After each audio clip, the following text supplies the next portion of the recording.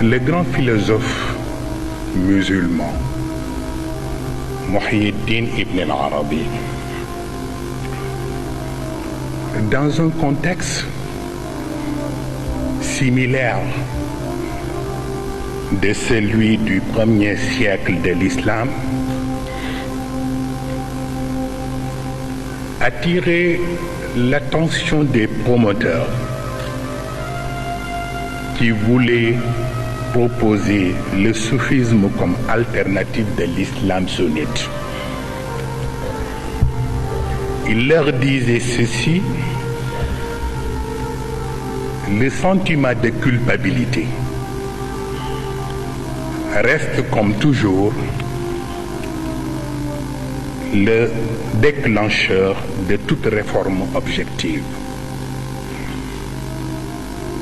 Veuillez ne pas tomber encore dans le même piège. Fin de citation. N'oubliez pas, mesdames et messieurs, qu'en mai 2008 aura lieu le 40e anniversaire de mai 68. Une date et une période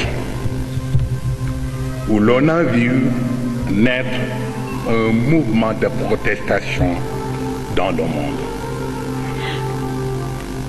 Ce mouvement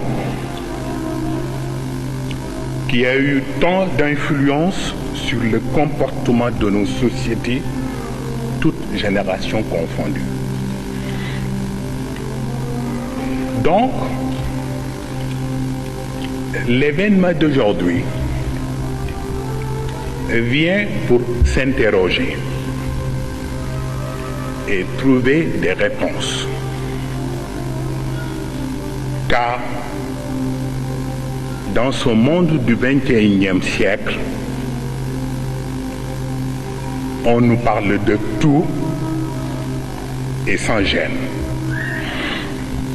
On nous parle